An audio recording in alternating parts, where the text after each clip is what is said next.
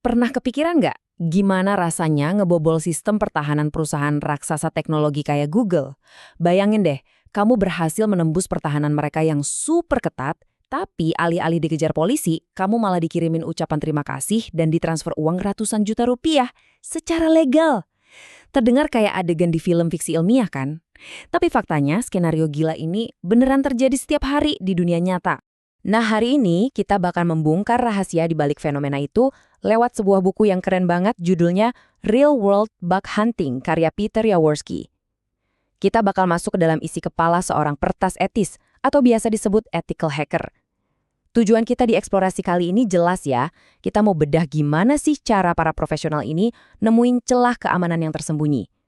Ingat, bukan buat ngerusak, tapi justru buat bikin internet jadi tempat yang jauh lebih aman buat kita semua.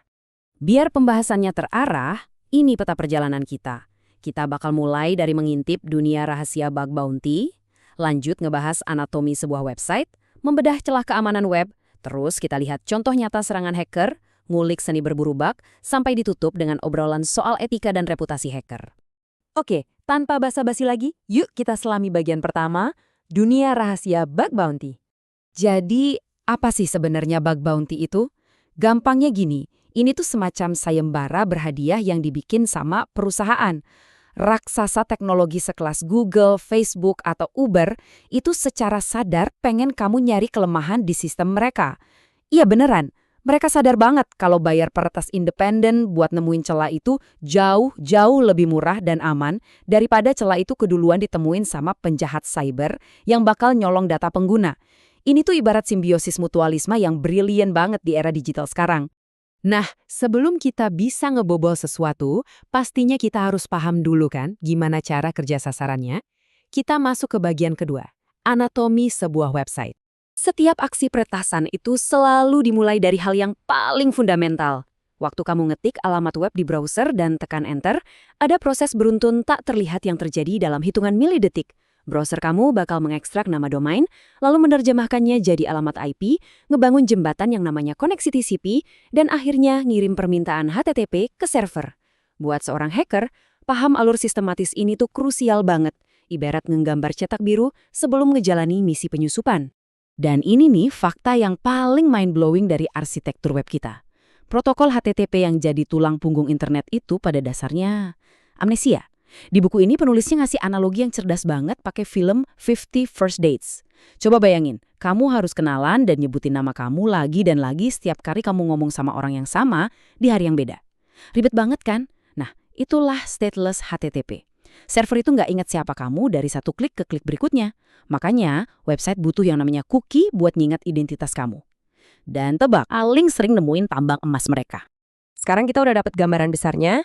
Yuk kita geser ke bagian ketiga, membedah celah keamanan web.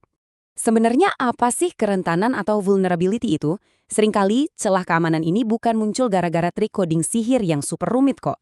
Kenyataannya, celah ini tuh mayoritas muncul karena kesalahan manusiawi dari para developer itu sendiri. Kadang mereka cuma lupa ngebersihin data yang diinput pengguna. Atau nggak kepikiran sama situasi-situasi aneh yang di luar kebiasaan. Istilah kerennya, edge cases. Retakan-retakan kecil di kode inilah yang pada akhirnya ngebuka pintu lebar-lebar buat bencana digital. Teori udah, sekarang kita masuk ke bagian yang paling menegangkan. Bagian keempat, contoh nyata serangan hacker. Kita lihat gimana celah-celah tadi dieksploitasi di alam liar. Kita mundur sedikit ke Oktober 2005. Ada seorang cowok jenius bernama Sami Kamkar. Dia berhasil mengeksploitasi celah yang namanya cross-site scripting atau biasa disebut XSS di raksasa media sosial saat itu, MySpace. Dia nyelipin sebaris kode ajaib di profilnya. Hasilnya, siapapun yang buka halaman profilnya secara otomatis bakal nge-add Sami sebagai teman, nulis status Sami is my hero, dan yang paling gila, kode itu menggandakan dirinya sendiri ke profil si korban. Dalam hitungan jam aja, cacing digital ini menyebar kayak wabah kejutaan profil. Cerita Sami ini ngebuktiin banget seberapa ngerinya efek domino dari celah XSS yang dibiarin gitu aja. Tapi mungkin kamu mikir, itu kan zaman MySpace, wajar aja. Eits, tunggu dulu. Coba perhatiin angka $5.000 ini.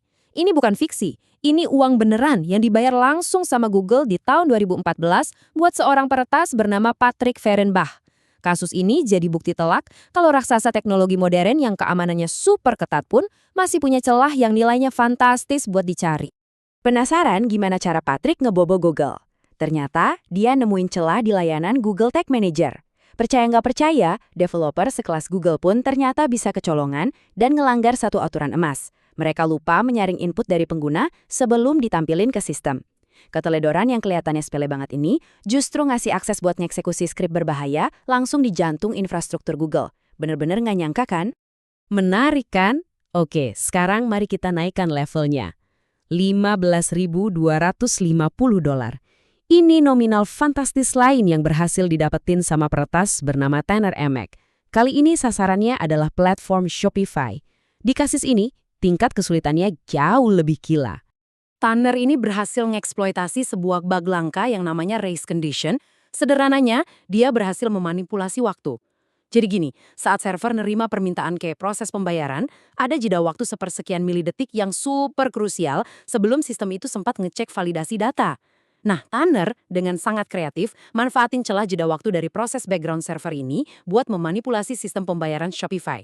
Bayangin ngebobol sistem pakai celah sepersekian detik. Ini benar-benar butuh ketelitian tingkat dewa.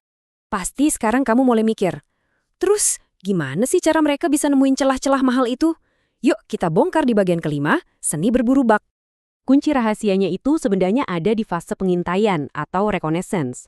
Faktanya, 90% kerjaan meretas itu cuma butuh observasi yang jeli dan kegigihan yang gak ada habisnya. Para ethical hacker ini pakai tools buat melacak subdomain yang tersembunyi, memindai port, dan ini yang paling penting, mereka terus mantau setiap ada fitur baru yang dirilis. Kenapa? Karena kode baru itu sering banget bawa kelemahan baru. Dan satu lagi rahasia mereka, ngebaca laporan bug lama. Karena seringkali developer itu gagal nambal celah secara sempurna di percobaan pertama. Dengan kemampuan sehebat ini, godaannya pasti besar banget. Makanya, kita harus masuk ke bagian ke-6 sekaligus bagian terakhir kita, etika dan reputasi hacker.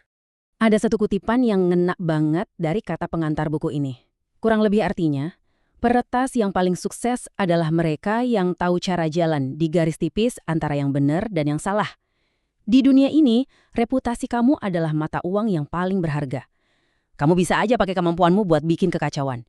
Tapi, peretas sejati yang sukses akan memilih jalan etika, mengamankan data miliaran orang, ngebangun kepercayaan dengan perusahaan raksasa, dan mendedikasikan skill mereka 100% buat kebaikan, bukan buat kejahatan.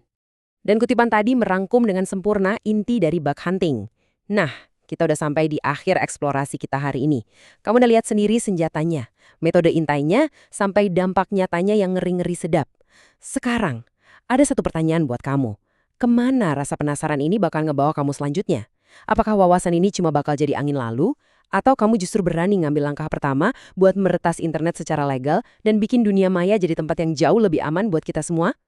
Keputusan ada di tangan kamu. Teruslah belajar dan sampai jumpa di pembahasan seru kita berikutnya.